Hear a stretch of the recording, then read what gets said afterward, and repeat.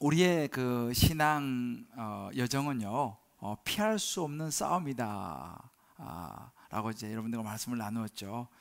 정말 피할 수 없는 영적 싸움이 우리의 삶인데, 그래서 우리는 이 파노플리아, 지난주에 하나님의 전신갑주를 입어야 된다.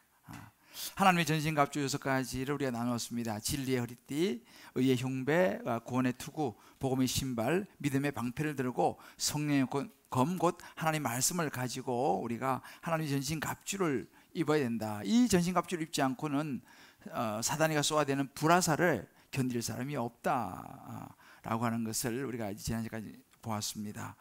그런데 이제 바울이 이렇게 하나님의 전신갑주를 설명을 마치면서 또 이제 에베소서 말씀이 이제 다음 주로 사실 이제 끝이 납니다. 그런데 이 전신갑주를 설명하고 마무리하면서 중요한 어찌 보면 마무리, 이 에베소 전체 어찌 보면 또 결론이라고 볼 수도 있는데, 이 기도에 대한 아주 강한 권면, 좀 더 정확히 말하면 명령을 하고 있는 이제 모습이 나옵니다. 이 전신갑주를 설명할 때는 항목별로 하나하나 짧게 했는데요, 이 기도에 대한 설명할 때는 굉장히 길게 여러 절을 하려는 것을 또 우리가 보게 됩니다. 왜 그럴까? 이유가 있습니다. 보통 이제 여기에 대해서는 학자들의 의견이 조금씩 달라요. 이 기도는 하나님의 전신갑주에 추가되는 하나의 항목이다 이렇게 보는 학자들도 있습니다만은, 그것보다는 사실은 이 전신갑주에 기도를 추구한다기보다는 이 기도는 모든 전신갑주를 뒷받침해주는 이 파운데이션이죠. 기초고 보이지 않는 힘이기 때문에 이 기도를 이렇게 굉장히 중요한 자리에 두었다라고 봅니다. 여러분, 차가 아무리 롤스로이스, 벤츠, BMW 아무리 좋아도 연료가 없으면 가지 않지 않습니까? 아무리 좋은 핸드폰 신형이라도 배터리 충전이 되지 않으면 의미가 없는 것처럼 말이죠. 전쟁터에서는 여러분 중요한 것 중에 하나가 뭐냐면 이 무전기입니다. 무전기. 본부로부터 아니면 이 공군, 해군 서로 연락이 잘 돼서 이 전쟁에서 이제 적들을 볼 수 있어야 되는 이런 무전기. 어찌 보면 이 기도가 그런 역할을 하는 것이죠. 그래서 아무리 우리가 전신갑주를 입고 있다 하더라도 우리 내적으로부터 나오는 하나님 주시는 영적인 힘을 우리가 공급받지 못하면 영적 싸움에서 승리하기가 쉽지 않다는 것입니다. 그리고 보면 이 기도는 모든 상황에서 하나님의 영적인 힘을 공급받는 통로가 기도다라고 말할 수 있습니다. 경기로 치면요, 이 아무리 훌륭한 유명한 선수라도 항상 있는 것이 뭐예요? 코치와 감독이 있습니다. 지금 윈블던 테니스 좋아하시는 분들은 윈블던 지금 테니스를 하고 이제 결승 남았습니다. 마지막 결승에 이제 역시 노박 조코비치가 이제 올라갔는데, 이 노박 조코비치는 전 세계 1위, 2위, 3위 항상 여기 머무는 선수입니다. 근데 이 선수에게도 역시 마찬가지로 코치와 감독이 있습니다. 시합을 할 때마다 항상 코치와 감독의 사인을 보는 것이죠. 왜요? 자기가 세계 1위지만 자기가 못 보는 것들을 또 이야기해주는 그런 역할을 하기 때문에 그렇습니다. 우리 삶도 마찬가지예요. 우리가 신앙생활 하면서요, 우리가 아무리 내가 신앙적으로 또 어떤 스펙, 외적인 이런 스펙들을 좋다 하더라도, 예를 들어서 이런 거죠. 저는 모태신앙입니다. 저는 벌써 5대째 믿는 집안에서 태어나 자랐습니다. 저는 목사입니다. 저는 신앙생활을 30년, 벌써 제가 신앙생활 하는 지 50년 됐습니다. 다 참 너무너무 좋은 스펙이지 않습니까? 그 모든 것을 다 갖췄다 하더라도 이 모든 우리의 삶을 보시고 가이드하고 인도하시는 우리 삶의 코치와 감독 되시는 이 하나님으로부터 사인을 제대로 받지 못한다면 말이죠, 그 모든 것이 큰 힘을 발휘하지 못할 수도 있다는 사실입니다. 그러면 이렇게 보면 모든 우리의 삶의 영적 싸움의 원천이 되시고 공급해 주시는 그 하나님과의 관계죠. 관계. 이 하나님과의 소통. 이것이 안 되면 영적 싸움에서 우리가 승리하기가 어렵다는 이야기입니다. 그 모든 하나님과 소통을 감당하는 이 매개체가 뭐냐? 기도라는 거예요. 기도.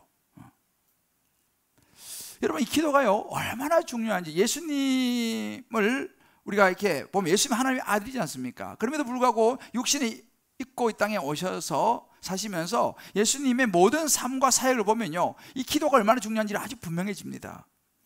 예수님은 항상 기도하시는 삶을 사셨어요. 예수님이 공생애 시작하시면서 제일 먼저 하신 일이 뭔지 아세요? 광야라고 와서 40일을 금식하면서 기도하셨습니다. 그리고 사역을 시작하셨어요. 그리고 이제 처음 세례 요한에게 가서 세례 받으셨습니다. 세례 받고 물에서 올라오시면서 기도하셨어요.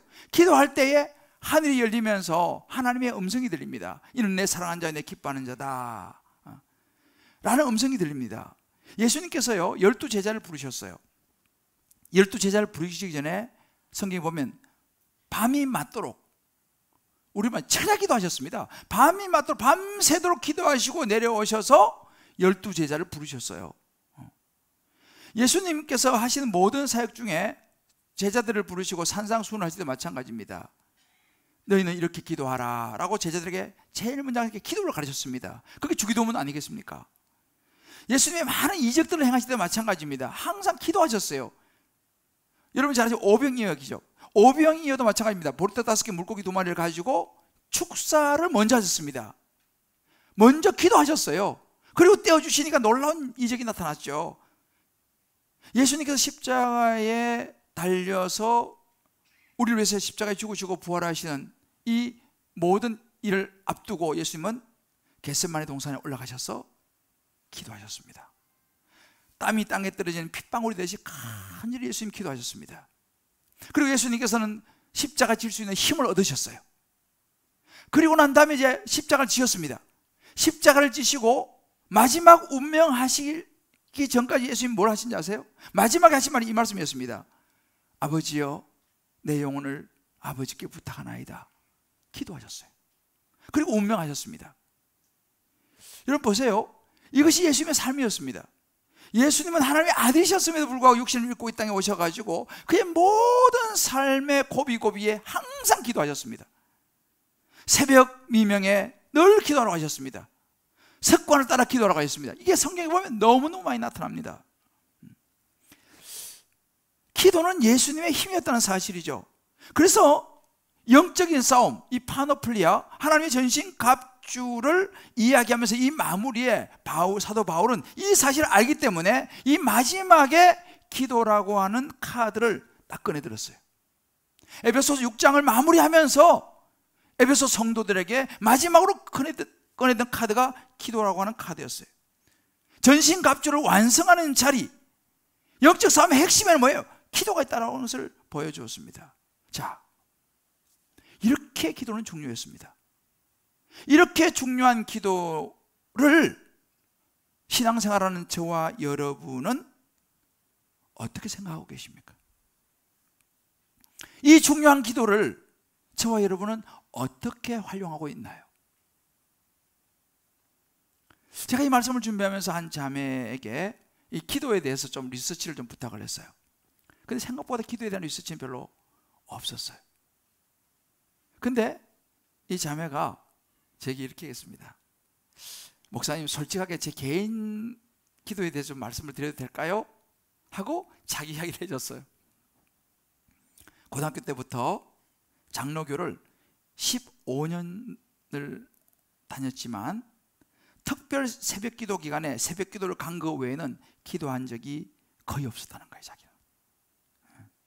그리고 그 자매가 나름 청년부 한 100명 정도 되는 그 청년 중에서 그래도 신앙이 있다고 손에 몇 손가락에 꼽힐 정도의 신앙생활하는 자매였지만 예배 시간에 기도하는 거 외에는 기도해 본 적이 별로 없다는 거예요. 절실한 문제가 생길 때 말고 말이죠. 그럼 이런 이야기 했습니다. 목사님, 아마 10분도 기도하지 않는 크리스찬들이 대다수지 않을까요? 라는 이야기를 했어요. 여러분 어떻습니까? 저와 여러분에게 기도는 신앙생활에서 어떤 위치를 차지하고 있습니까? 어떤 몫을 차지하고 있습니까? 저와 여러분에게 기도는 생각입니까? 이론입니까? 아니면 실제입니까? 우리 신앙생활 하는 사람들 기도 얘기하면 아우 기도 다 중요해요 저 목사님 이라고 다 말을 합니다. 그러나 정작 기도의 자리를 찾고 기도하는 사람은 얼마나 될까요?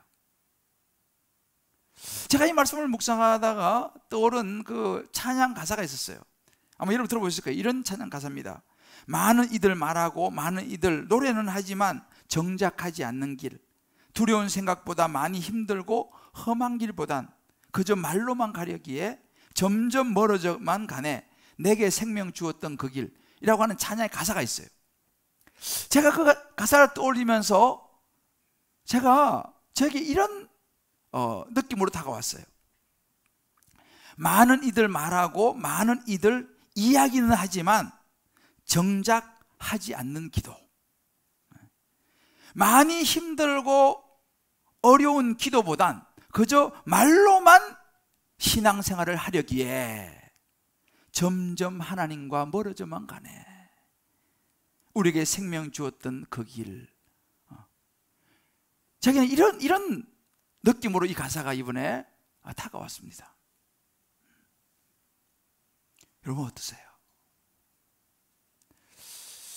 바울이 에베소서를 마무리하면서 이제 다음 주가 마지막 에베소서의 마지막 시간인데요, 하나님의 전신갑주를 입고 영적 싸움에서 승리하기 위해서는 너무너무 중요한 강력한 힘이 있는데 그것이 기도다라고 말하는 거예요. 그래서 저는 오늘 이 바울을 통해서 저와 여러분 한 분 한 분을 통해서 또 온라인에 들어오신 분들 한 분 한 분을 통해서 말씀하시는 하나님의 음성, 우리에게 너 이거 꼭 알아야 된다, 이거 너무 중요하다, 너 이거 결단해야 된다 라고 하시는 하나님의 음성을 다 들을 수 있는, 또 듣고 돌아가시는 이 시간 되시기를 주의 이름으로 축복합니다. 자, 그러면 바울이 말하는 기도 두 가지 무엇일까요? 바울이 말하는 기도의 그 첫 번째는요, 항상 성령 안에서 깨어서 구하라 라고 이야기하는 것입니다. 대상은 성도를 위하여. 오늘 18절 말씀에 이런 구절이 있습니다. 모든 기도와 간구를 하되 항상 성령 안에서 기도하고 이를 위하여 깨어 구하기를 항상 힘쓰며 여러 성도들을 위하여 구하라 라고 말합니다. 자, 여기서 말하는 이것을 좀 자세히 좀 들여다보면서 기도는 어떤 내용과 어떤 모습이 되냐를 참 설명을 잘 줍니다. 모든 기도와 간구라고 하는 것은 뭐냐면요, 여기서 말하는 기도와 간구 여러 가지 또 의미를 해석할 수 있지만 그냥 우리가 주님께 드린 기도라고 말할 수 있어요. 그런데 모든 기도와 간구예요. 이 말 속에는요, 우리가 생각할 수 있는 모든 형태의 기도를 의미합니다. 보통 사람들은 기도의 선호도가 좀 달라요. 어떤 분들은 기도는 통성 기도지, 기도는 조용하게 묵상으로 기도하는 것이지, 기도는 그래도 산기도지, 뭐 각자가 기도에 대한 선호도가 다 달라요. 기도는 무릎 꿇고 하는 거지, 기도는 손을 들고 하는 거지, 기도는 골방에 들어가서 하는 거지. 그러나 오늘 바울이 여기서 말씀해 주는 것은 뭐냐면요, 기도는요 뭐가 옳고 뭐가 그런 게 없는 거예요. 모든 기도와 간구, 기도는 모두 하나님 앞에 나가는 모습이기 때문에 다 필요하고 다 좋은 것이라는 거예요. 이 모든 기도와 간구를, 모든 종류의 기도는 다 좋다는 거예요. 그런데 어떻게 되냐, 모든 기도와 간구를 하되 항상 타이밍입니다. 항상이라는 것은 기회 있을 때마다는, 기회 있을 때마다. 그래서 데살로니가전서 5장 17절에서 바울은 말합니다. 쉬지 말고 기도하라 이 말이에요. 항상 기도하라, 무시로 기도하라. 그래서 이 항상이 너무 중요하기 때문에요, 바울이 오늘 이 3절에서 항상이라는 말을 2번이나 사용합니다.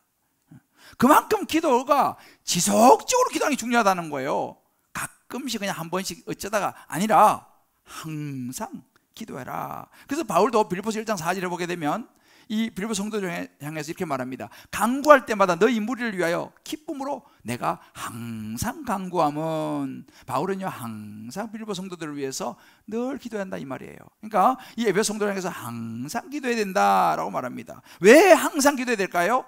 사단 마귀가 공격하는 타이밍이 있는 게 아니에요. 언제 공격할지 몰라요. 그죠? 언제 들이닥칠지 모르기 때문에 우리는 항상 기도로 준비를 해야 된다는 거죠. 항상 믿음의 방패를 들 준비를 해야 한다는 것입니다. 언제 날아올지 모르니까. 그래서 우리 주변에도 공동체 안에서 여러 가지 기도도 마찬가지예요. 내 주변에 있는 지체들이 언제 사단의 공격을 받을지 몰라요.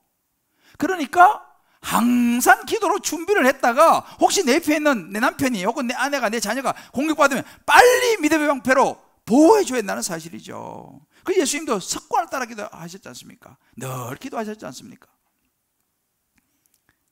기도의 지속성이에요. 항상 성령 안에서 기도하고, 이 성령 안에서 기도하는 것이 되게 중요한 부분이죠. 여러분, 기도는요 하나님과의 소통입니다. 하나님과 소통하는데 그 소통을 누가 도와주시느냐? 성령이 도와주시는 거예요. 그래서 끊임없이 성령의 도움을 받아야 됩니다. 그래서 기도는 성령 안에서 기도한다는 거예요. 성령님이 우리의 기도를 도와주시고, 우리의 기도를 인도해 주시고, 우리가 도움을 구하면 성령께서 우리를 가이드해 주시고, 그래서 성령이 때로는요 우리가 야 기도 어떻게 되지? 라고 말할 때 성령이 우리의 기도를 도와주신다는 거예요. 너 이렇게 기도해라. 그래서 로마서 8장 26절로 27절 이런 말씀이 있습니다. 이와 같이 성령도 우리의 연약함을 도우시나니, 성령이 도우신다는 거예요. 우리가 마땅히 때로는 기도할 바를 알지 못하지만, 이거 어떻게 기도해야 되지? 우리 자녀가 이런 문제가 있는데 하나님 이거 어떻게 기도해야 되죠? 어떻게 기도할지를 모를 때도 있어요. 그럴 때 오직 성령이 말할 수 없는 탄식으로 우리를 위하여 친히 간구하신다 그랬어요. 그러니까 우리 기도 안에 나가면 성령이 우리 기도를 도우신다는 거예요. 그래서 기도할 때는 성령 안에서 성령님 나의 기도를 도와주세요. 성령님 지금 제가 우리 자녀를 위해서 어떻게 기도할지 모르겠어요. 우리 남편을 위해서 내가 기도를 했는데 어떻게 될지 모르겠어요. 라고 그 자체가 기도입니다. 그렇게 나가면 성령이 도우신다는 거예요. 여러 가지 우리 인생의 어려운 문제들 성령 안에 기도하면 도우신다는 것입니다. 자, 그러면 성령 안에서 기도하고 이를 위하여 깨어 구하기를, 기도할 때 깨어 있어야 한다는 것입니다. 이 깨어 있는다는 것은요 갑자기 주님이 재림하실 때 우리가 등불을 준비하지 못한 어리석은 다섯 처녀를 기억하시죠? 그게 항상 이 항상하고 깨어는 사실은 이게 연결되는 그런 말씀인데, 늘 깨어서 하나님께 기도해야 된다는 것입니다. 우는 사자가 두루다니며 삼킬자를 찾는데 언제 들이닥칠지 모르기 때문에 항상 깨어 있어야 한다는 거예요. 예수님께서요 겟세마네 동산에 기도하실 때에 제자들은 앞으로 어떤 일이 날지 모르는 거예요. 그래서 어떻게 합니까? 잠을 자는 거예요. 그때 예수님께서 뭐라고 말씀하셨습니까? 마가복음 14장 38절을 보게 되면 시험에 들지 않게 깨어있어 너희들 기도해야 된다. 깨어서 기도하지 않으면 언제 시험 들 수도 있다 이 말이에요. 마음이 원이로되 육신이 약하구나. 그래서 우리 성도들은요 시험에 들지 않게 깨어있어 기도하라 요거는 놔두고 뒤에 목사님 마음이 원이로되 육신이 약합니다. 요거만 좋아하셔.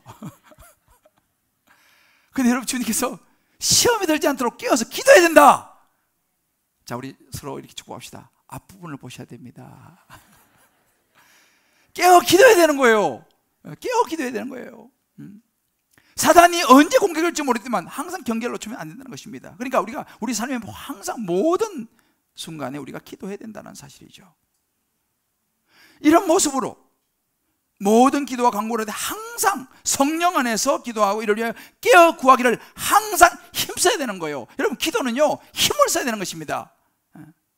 기도를 하려고 애를 써야 되는 거예요. 저절로 되는 게 아니에요. 애를 써야 됩니다. 사랑하는 사람 만나려면 시간을 내야지 만날 수 있지 않습니까? 기도도 시간을 내야 되는 거예요. 여러분들 주님을 위해서 시간을 내야 됩니다. 기도할 시간을 내야 되는 거예요. 힘쓰라 그러잖아요. 자, 우리 한번 서로 이렇게 한번 격려합시다. 우리 주님을 위해서도 시간 좀 냅시다. 주님을 위해서 시간 좀 내셔야 돼요. 기도할 시간을 좀 내셔야 되는 거예요. 대화가 필요해요. 그런 거 있잖아요. 주님하고 대화가 필요해요. 경상 사람들 자자 묵자 대화가 필요해요. 대화가. 바울은 이렇게 기도를 하되 대상을 이야기를 해요. 어떤 대상입니까? 여러 성도를 위하여. 자신만을 위한 기도도 중요하지만 이제는 자신만을 위한 기도를 넘어서 서로를 위해서 기도로 무장을 지켜줘야 된다 이렇게 말합니다. 여러분, 이 갑옷 보면요, 이제 이 병사들이 갑옷 입을 때 갑옷을 혼자 입을 수는 없습니다. 왜요? 옆에 누가 도와줘요. 갑옷을 입었는데 도와주고 뒤에서 또 끈 같은 거 내가 어떻게 묶습니까? 그죠? 다른 사람이 옆에서 묶어주는 거 하는 거예요. 그래서 갑옷을 딱 같이 입습니다. 똑같아요. 우리가 영적 전쟁을 할 때는요, 이 하나의 전신갑주를 입을 때는요, 이 기도를 통해서 서로가 도와줘야 되는 거예요. 서로를 위해서 기도해 줘야 된다라고 오늘 바울은 이야기하는 것입니다. 다양한 사단의 공격이 있어요. 내가 예측 못하는 공격이 있습니다. 혼자서 이게 어렵다니까요. 그래서 서로가 서로를 봐줘야 되는 거죠. 기도해 주는 것입니다. 이게 중보기도인 거예요. 여러분, 가끔씩 무슨 뭐 이렇게 전쟁이나 뭐 이런 거 볼 때 보면 두 사람이 싸울 때는 등을 맞대고 막 싸우잖아요. 왜? 이쪽 사람은 이쪽을 맞고 이쪽 사람은 저쪽을 맞고. 왜? 서로 등을 맞대고 서로 커버를 하는 거예요. 왜? 뒤에는 안 보이니까. 왜 그렇습니까? 서로 돕는 거예요, 싸움을 할 때. 그래서 팀을 이루지 않습니까?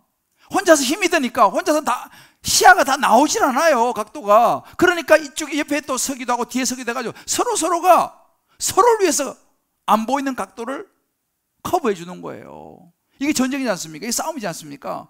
기도도 똑같습니다. 그러니까 너희가 너 자신만을 위해서 기도하는 건 좋지만 서로를 위해서, 성도를 위해서 기도해 주어야 된다, 이 말이에요. 그래서 여러분, 공동체가 중요한 거예요. 그래서 다락방이 중요한 거예요.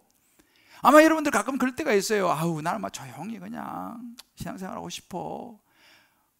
물론 그럴 수 있죠. 여러 가지 상황도 있고 여러 가지 여건이 있으실 거예요. 근데 여러분, 한 가지 아셔야 되는 게 뭐냐면요, 혼자서 조용히 신앙생활 하시게 되면, 또 온라인도 좋습니다. 온라인 들어서 말씀 듣고 예배드리는 좋습니다만, 다른 사람과 공동체로 연합하지 않으면 이런 기도가 약해져요. 왜? 서로 모르니까요. 여러분들이 저는 이렇게 보면 예를 들어서 등록을 하지 않습니까? 등록 안 하셔도 관계없습니다만, 등록을 안 하면 제가 여러분을 알 수가 없어요, 사실은요. 그러면 모르면 기도가 아무래도 나가기 어렵죠. 잘 모르니까요. 그래서 여러분이 등록을 말씀드리는 건 하면, 아, 이분이 우리 교회 성도구나. 그러면서 내가 이제 이분을 위해서 구체적으로 기도 좀 이게 뭔지 물어보죠, 제가. 그리고 그분에서 구체적으로 기도하게 됩니다. 이게 바로 성도를 위해 기도하는 거예요. 그래서 이게 공동체예요. 그래서 여러분들이 공동체 소속되는 게 너무너무 중요합니다. 이런 면에서, 왜? 내가 기도가 필요하기 때문에요. 왜 제가 늘 다락방 소그룹을 강조한지 아세요? 여러분들이 다락방 소그룹 가서 여러 가지 또 성가시는 부분이 생길 수도 있지만, 그거보다는 훨씬 더 좋은 게 많습니다. 왜요? 소그룹에 가서 들어가게 되면 거기서 서로 기도를 해주거든요. 순장님이 매 순원들을 위해서 기도를 해주거든요. 그러면 이 기도의 힘이 엄청나게 큽니다, 이게. 그래서 소그룹에 가게 되면요, 늘 기도해 주는 거죠. 왜요? 서로를 위해서 기도해 줘야 되니까. 내 혼자서 사단 감당이 안 되니까 말이죠. 그래서 소그룹이 너무너무 중요하다고 제가 늘 말씀드리는 것입니다. 그래서 여러분, 공동체 소속되시고 다락방에 다 들어가시길 바라요. 왜? 그곳에 가서 같이 기도해야 되니까. 바울이 이 부분을 이야기하는 거예요. 공동체가 너무너무 중요합니다. 우리는 수요예배 때 항상 기도를 합니다. 수요예배 마치고 나면 기본적으로 한 3, 40분 정도, 또 때로는 4, 50분 정도 기도를 해요. 그때 하는 기도는 대부분 중보기도입니다. 우리 교회 환우들을 위해서 기도하고요, 또 우리 교회 어려운 그런 가정들을 위해서 기도하고요, 또 태문을 열어달라고 또 기도하고요, 또 나라 민족을 위해서도 기도하고, 여러 이제 중보기도를 합니다. 또 토요일날 새벽 강단에서는 거의 1시간, 기본이 1시간 정도 찬양하면서 1시간 정도 중보기도를 해요. 또 예배를 위해서 중보하고. 여러분, 이게 굉장히 중요합니다. 이 중보기도가 아무것도 아닌 것 같지만요, 제가 지난주에 우리 그 예배 마치고 나가다가 한 자매 만나가지고 이야기를 했어요. 아이, 집사님, 요즘 내가 열심히 기도하고 있다고. 우리 수요일 날 진짜 열심히, 정말 애기 하나님 주시라고 열심히 기도하고 있어요. 아시죠? 하고 내가 이제 수요일 한번 봅시다 하고 이야기했는데, 자매가 웃으면서 수줍어하면서 그런 거예요. 목사님, 사실 다음 주 말씀드리려고 그랬는데요, 제가 그냥 몇 주 전에 하나님께서 아기를 주셨어요. 그렇게 얘기하는 거예요. 안 그래도 다음 주에 가서 말씀을 드리려고 그랬어요. 그래, 박수 한번 해야 됩니다. 그죠? 나는 이제 모르고 있었지만 우리가 기도했잖아요. 우리 하나님이 주셨어요. 여러분, 이것이 기도의 힘이에요. 몇 주 전에도 또 한 커플이, 또 우리가 그 기도 이제 하는 명단이 있거든요. 또 한꺼풀이 얼마 전에도 또 아기를 또 하나님 주셨어요. 여러분, 기도를 하는 것은요, 안 하는 사람은 잘 몰라요. 기도는 맛이 있거든요. 자, 아무리 서로 얘기해서 기도는 맛이 있습니다. 이 새우깡도 먹어본 사람이 먹는 거예요. 진짜 여러분, 우리 기도하지 않습니까? 하나님의 기적이 일어나는 줄 믿으시길 바라요. 지금도 하나님이 역사하십니다. 최근에요, 우리 어떤 한 또 분은 폐에 물이 차가지고 수술을 하셔야 되는데 폐에 물이 찼어요. 그럼 어떻게 해요? 물을 빼고 나서 수술을 해야 될 거 아니겠습니까? 우리 같이 또 막 이제 기도 제목으로 막 기도했어요. 근데 이제 수술하기 전에 이제 물을 빼는 시술이나 뭘 하고 나서 이제 수술을 해야 되는데 어떻게 됐을까요? 정말 거짓말처럼 이 폐에 물이 소변으로 다 빠져나가 버린 거예요. 할렐루야. 여러분, 이런 일들이 지금도 일어나고 있습니다. 이게 기도예요. 지금 우리는 계속 중보기를 통해 이런 것을 경험을 하거든요. 기도하면 하나님께서요, 태양도 멈추게 하시는 분이 하나님이신 줄 믿습니다. 하나님이 하시면 된다니까요. 생명을 15년 연장했잖아요, 히스기야는요. 기도하니까. 이게 다 뭡니까? 기도입니다. 그러니까 우리가 바울이 얘기하는 거예요. 너희들 기도해야 된다. 누구를 위해서? 서로 위해서 기도해야 된다. 혼자 자기를 위해서 기도하는 건 중요하지만, 이거 생각해 보세요. 혼자 기도하는 게 힘이 있겠어요? 10명 기도하는 게 좋겠어요? 100명 기도하는 게 좋겠어요? 1000명 기도하는 게 좋겠어요? 많을수록 좋은 거죠. 이것이 오늘 바울이 이야기하는 거예요. 항상 성령 안에 깨어 구하고 할 때 성도들을 위해서 기도해라. 여러분, 각자 한번 적용해 보세요. 오늘 주님께서 말씀하세요. 항상 성령 안에 깨어 기도하기를 힘쓰라고 말하는데, 이 바울을 통해 주시는 이 당부에 저와 여러분은 어떻게 반응하시겠어요? 여러분, 어떻게 반응하시겠어요? 아, 주님, 그래도 좀 이렇게 반응하시겠어요? 주님, 이제 저도 기도해 보겠습니다 라고 반응하시겠습니까? 여러분, 진짜 한 가지 물어볼게요. 하나님의 진정한 도움이 올 수 있다고 믿으십니까? 다시 물을게요. 하나님이 여러분들을 도울 수 있는 살아계신 분이라는 걸 믿으십니까? 아멘이죠. 이거를 믿는다면 우리가 기도 안 할 수가 없잖아요. 하나님 도와주시니까. 하나님 살아계시니까. 물론 내가 원하는 대로만 다 들어주시진 않아요. 그러나 하나님은 돌이 아니라 떡을 주시는 분인 줄 믿으시길 바라요. 기도해야 하는 것이죠. 정말 내가 깨어서 내 가정을 위해서 기도해야 됩니다. 여러분들 자녀를 위해서 기도하셔야 돼요. 남편과 나라와 민족을 위해서 기도하셔야 되는 거예요. 교회를 위해서 기도해야 되는 것입니다. 두 번째, 바울이 말하는 기도는 말씀과 복음 전함을 위해서 구하라, 이렇게 말합니다. 여기 대상은 바울이었습니다. 바울을 위하여. 오늘 19절 말씀에 이런 말씀이 있죠. 또 나를 위하여 구할 것은 내게 말씀을 주사 나로 입을 열어 복음의 비밀을 담대히 알리게 하옵소서 할 것이니. 바울은요, 자기를 위해서 기도해 달라고 부탁을 해요. 뭘 위해서? 복음을 위해서 자기를 위해 기도해 달라. 지금 이 편지를 쓰고, 이 에베소 편지를 쓰고 있을 때는 이 바울은요, 가택연금 상태에 있다라고 봅니다. 가택연금 상태, 이제 우리가 말하면 이제 감옥에 갇혀 있는 거죠. 말하자면 가택연금 상태에 있으면서 로마의 법정의 판결을 기다리고 있었어요. 사실 로마에 가게 되면요, 이제 이렇게 기다리고 있다가 디모데후서까지 쓰고 이제 바울이 우리 말하면 사형을 언도받고요, 참수형을 당합니다. 목배임을 당해서 순교를 하게 돼요. 로마에 가면 그 참수터가 있어요. 그 바울이 가택연금했던 그 장소도 있습니다. 로마에 가면 지금요.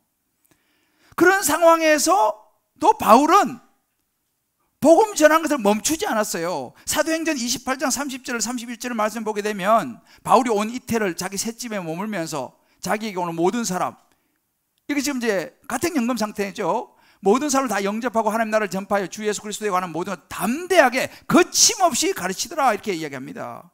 바울은 감옥에 갇혀 있으면서도 오는 사람들 영접해서 예수 복음을 전했어요. 그런데 여러분 생각해 보세요. 두렵지 않았을까요? 왜?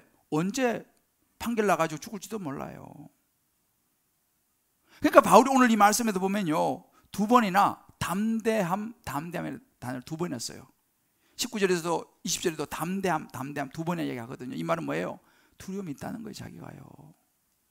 자기도 인간이니까 두려움이 있다는 거죠. 그래서 이 에베소 성도들에게 자기 위해서 기도해 달라는 거예요. 여기서 담대함을 위해서, 이 담대히라고 하는 것은 앞에 거는 명사예요. 이거는 의사소통을 분명하게 하는 의미가 있어요. 명사 의사소통이 분명함. 또 뒤에 담대함은 이게 동사인데 용기를 의미해요. 이 말은 뭐냐면요, 바울이 갇혀 있으면서 찾아오는 사람들을 향해서 이 복음을 전하되 아주 명확하게 전하게 해달라고 기도하는 거예요. 복음을 모르는 건 아니에요. 그렇지만 복음을 명확하게 전하게 해달라고 기도하는 거고, 또 하나는 용기를 가지고 복음을 전하게 해달라는 거예요. 왜? 자꾸 위축이 되잖아요. 갑자기 또 내가 이러다 죽으면 어떡하지? 막 그런 두려움이 몰려오면은 우리가 주저앉잖아요. 말도 안 나오잖아요.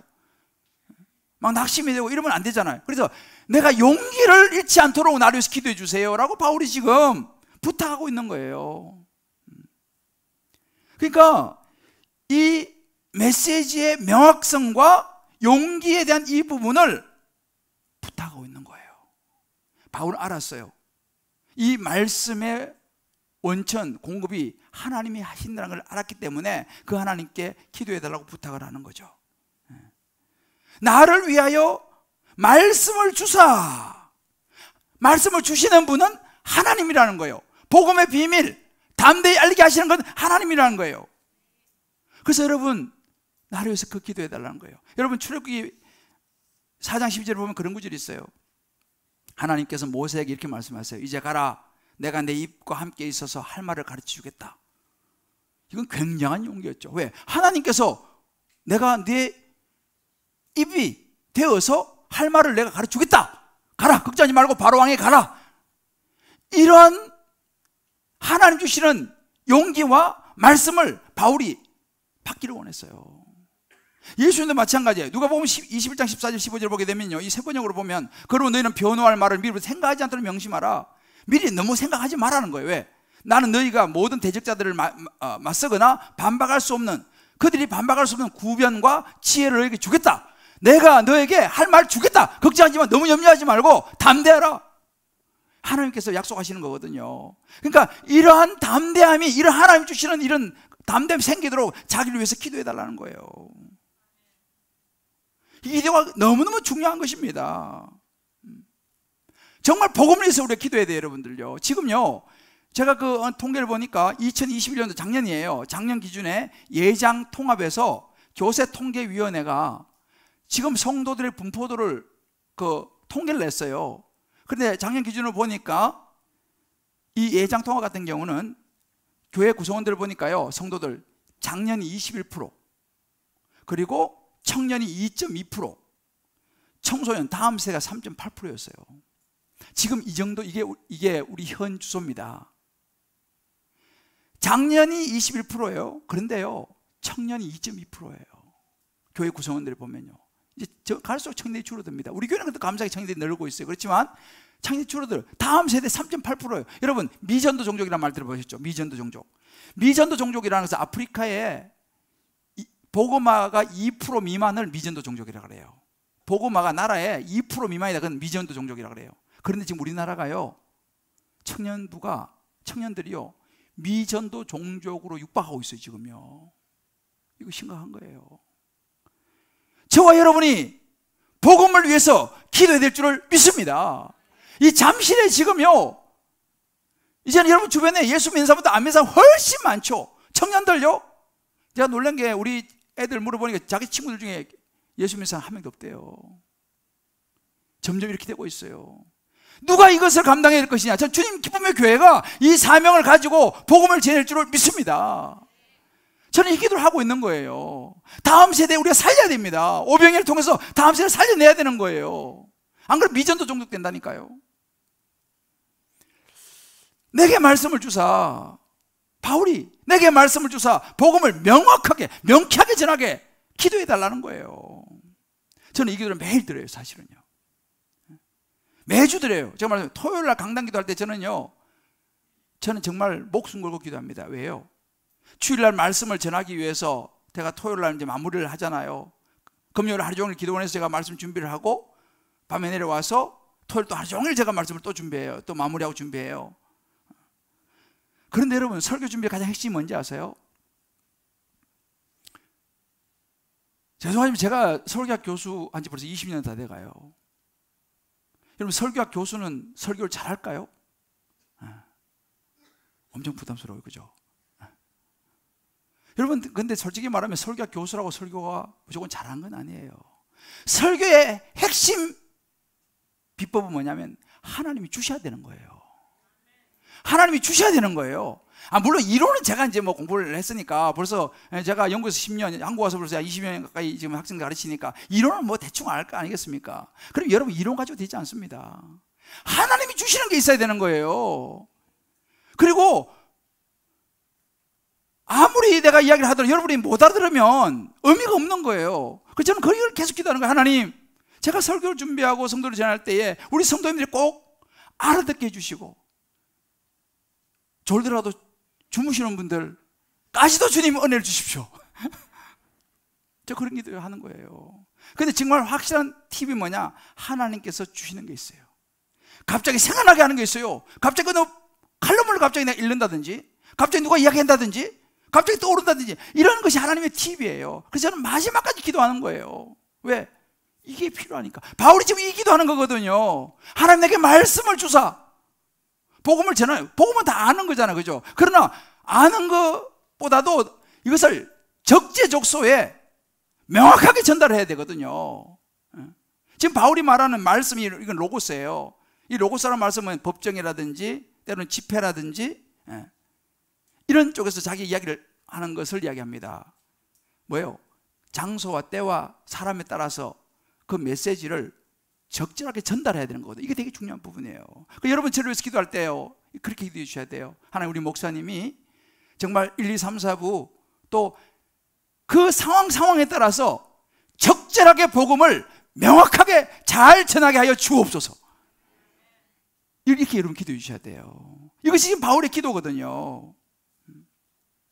근데 진짜요, 여러분 이걸 읽는다고 해서 저도요 말씀이 탁탁 튀어나오지 않아요. 처음에 읽어도 뭐 그 말이 그 말이에요. 뭐 보이질 않아 이게. 어떡합니까? 주여 주시옵소서. 또 읽어보고 또 읽어보고. 제가 설교 좀 그렇게 해요. 그래서 수요 설교도 마찬가지, 주일 설교도 마찬가지고요. 그렇게 하나님 말씀을 주사 이 기도만 하는 거예요. 그러고 나서 또 보면은 말씀이 툭툭 나오는 거예요. 그러면 이제 그거 가지고 전하는 거예요. 이번 주 수요일 제가 갈등을 어떻게 풀까? 갈라디아서 말씀이에요. 주님 어떻게 말씀 좀 주십시오. 기도하면 처음부터 그냥 주지 않아요. 처음부터 그냥 주시면 좋겠는데 묵상하고도 하다 톡톡, 그래 이거다. 여러분 바울의 기도가 바로 이거고, 여러분들이 저를 위해서 이 기도를 해 주셔야 될 줄을 믿습니다. 할렐루야. 우리 서로 한번 이렇게 축복합시다. 우리 불쌍한 목사님 위해서 기도 많이 해드립시다. 말씀을 잘 깨닫게 기도하십시다. 여러분 기도해 주셔야 돼요. 바울이 자기를 위한 기도 내용이 20절에 나오는데요, 이 일을 위하여 내가 쇠사슬에 매인 사신이 된 것은 나로 이 일에 당연히 할 말을 담대히 하게 하려 함이라 그랬습니다. 지금 여기 보세요. 이 바울이 기도하는데요, 기도 내용이 뭐냐? 여러분 나를 위해서 기도할 때 쇠사슬에 매인 사신이 된 것은, 이 사신은 왕의 명을 받은 사람입니다. 바울이 기도할 때 이렇게 기도해요. 제가 감옥에서 풀려나게 기도해 주십시오라고 말하지 않아요. 내가 사신이 되었기 때문에 이 하나님의 사신으로서 이 복음을, 당연히 내가 할 말, 이 복음을 담대하게 전하게 해달라, 내가 이 사명을 다 감당하게 해달라, 이 기도를 하고 있는 거예요. 사명 감당을 위한 기도를 하는 것입니다. 어떤 형편에 처해든지 내가 사명 감당하게 해달라. 여러분 보세요. 사도행 1장 8절에 보면 오직 성령이 너에게 임하시면 너희가 권능을 받고 온 유대와 사마리아 땅까지 내 정이 되리라 그랬지 않습니까? 그리고 우리는 권능을 받는 데는 관심이 많아요. 성령이 너에게 임하시면 너희가 권능을 받고, 권능을 받는 데 관심이 많은 거예요. 저도 관심이 많아요. 근데 그러면 권능 받아서 뭐 할 거냐는 거죠. 뭐 할 거냐는 거죠. 우리가 좋은 대학 가서 뭐 할 거냐는 거예요. 좋은 직장 들어가서 뭐 할 거냐는 것입니다. 박사 돼서 뭐 할 거냐는 것입니다. 그 다음이 중요한 거예요. 권능을 받고 예루살렘과 온 유다 사마리아 땅까지 내 정인 되리라. 정인 되는 것이 우리가 권능을 받는 목적인 줄 믿습니다. 우리가 성령 받는 이유가 뭐예요? 사명 감당하려고요. 정인 되려고요. 바울이 그걸 위해서 기도했습니다. 정인의 삶을 살아가는 거예요. 여러분 자녀를 위해 기도할 때 있잖아요. 우리 자녀 공부 잘하게 해주십시오. 좋은 대학 가게 해주십시오. 좋은 직장 가게 해주십시오. 뭐 잘 되게 해주시고 뭐 다 좋습니다. 그런데 여러분 그것만 목적이 되면 있잖아요. 참 인생이 정말 덜의 풀과 같아요. 그냥 지나간다니까요. 인생이요. 아무리 세상에서 성공하게 봐도 인생이 지나갑니다. 그런 것도 중요하지만 궁극적으로 하나님 아버지 우리 자녀가, 우리 젊은이들은 하나님 제가 열심히 공부하고 좋은 대학 가고 뭐 좋은 직장 가고 다 좋은데 복음의 저인 되게 해주시옵소서. 그것이 목적이 되어야 됩니다. 그것을 위해서 여러분 기도하셔야 돼요. 앞부분만 기도하시면 안 돼요. 권능을 받는 것만 기도하지 마시고 예수님의 정인 되도록 기도하시기를 주의 이름으로 축복합니다. 능력의 원천이 하나님이라니까요. 우리가 능력의 원천이 하나님이라는 걸 여러분 아시면요, 사실 우리 자녀들 있지 않습니까? 우리 다음 세대들 주일날 학원도 중요하지만 제가 늘 말씀드리죠. 교회 예배 드리고 와야 돼요. 왜요? 요즘 다 열심히 해요. 요즘 열심히 하는 사람 있습니까? 그런데 있지 않습니까? 열심히 하는 건 기본이지만 거기에 플러스 알파가 있는 거예요. 플러스 알파가 뭡니까? 그건 하나님 주시는 거예요. 근데 가끔 하다가 열심히 안 하고 그냥 주님만, 이것도 문제 있는 거예요. 열심히 하는 기본이고 거기에 플러스 알파, 이게 하나님이거든요. 그러니까 사실은 고3 된다든지 막 수험생 이런 사람들은요 더 예배 드려야 돼요. 왜? 하나님이 잘 보여야지. 열심히 다 하니까요. 하나님이 잘 보여야지 하나님 플러스 알파를 줄 거 아니에요. 하나님이 플러스 알파를 줄 수 있는 분이라는 사실 믿으십니까? 아멘. 약해지네. 여러분 하나님이 플러스 알파를 줄 수 있는 분이라는 사실 믿으십니까? 아멘이죠. 그럼 여러분들 고3들은요 예배를 드려야 된다니까요. 고3이니까 뭐 아이고 좀 기다렸다 대학 가고, 여러분 굉장히 중요한 걸 놓치는 거예요. 고3인데 더 앞에서 기도하러 나와야죠. 중요한 일을 앞두고 이거 해놓고 그때는 이미 늦다니까요.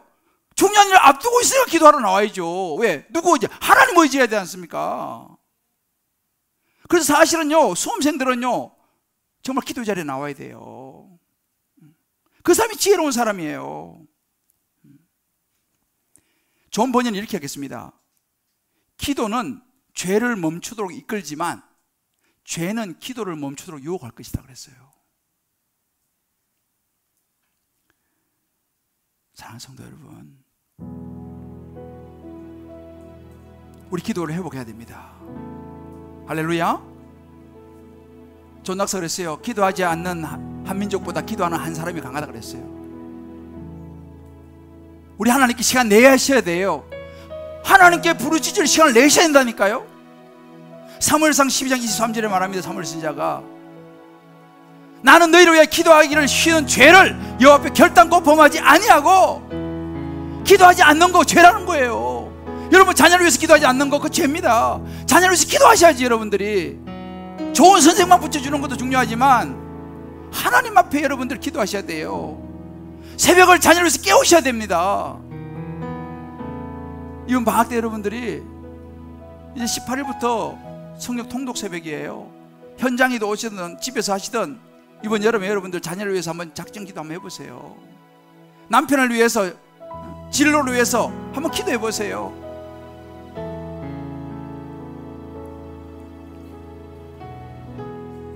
성도를 위하여 서로 기도하고. 저는 우리 순장님들이 매번 카톡에서 기도명을 나누잖아요. 너무너무 감사해요. 그것도 어느 날 기도하면서 하는 게 주신 마음이에요. 지금 이제 한 2년 정도 돼가지고 굉장히 중요한 거예요. 서로 위해서 기도하셔야 돼요. 기도 부탁하셔야 돼요. 여러분 서로요. 그리고 교회를 위해서 기도하셔야 되고 교육자를 위해서 기도하셔야 됩니다. 최근 우리 교회가 권사기도회 현장에서 시작했어요. 정말 뜨겁게 기도했는데 한 권사님 그러시더라고요. 목사님 가슴이 뿡 뚫어지는 것 같습니다. 그래요. 그렇게 기도해요. 저는 이번 가을에 이제 여리고 기도 행진을 할 것입니다. 전 지금부터 기도하고 준비하고 있어요. 이미 벌써. 우리가 그동안 코로나 때문에 잘 못했는데 올 가을에는 여리고 기도 행진을 할 것입니다. 새벽에 일어나서 이 땅을 밟으면서 서로를 위해서 기도할 거예요. 이 잠시를 축복하고 기도할 것입니다. 나라를 축복하고 기도할 것이에요. 서로 축복하고 기도할 것입니다. 또 우리의 기도 제목을 가지고 기도할 거예요. 기대하시라. 올 가을 여리고 기도행진 기대하시라. 아멘. 하나님의 기적이 일할 줄 저는 믿습니다. 아멘. 할렐루야. 아멘. 주님 그렇게 말씀하셨잖아요. 그렇게 말씀하셨잖아요. 말씀을 따라 우리 하는 거예요. 포천선교, 여름선교학교 다 기도해야 됩니다. 여기 우리 어르신들 있지 않습니까? 어르신들은 아무래도 시간이 조금 더 여유가 있지 않습니까? 여러분 기도하셔야 돼요. 다음 세대를 위해서 기도하셔야 돼요. 자녀를 위해서 기도하셔야 됩니다. 교회를 위해서 기도하셔야 돼요. 여러분들이 다른 것보다도 기도하셔야 돼. 기도하셔야 돼. 집에서나 아니면 교회 나와서나 기도가 능력이에요. 아멘. 기도가 힘입니다. 아멘.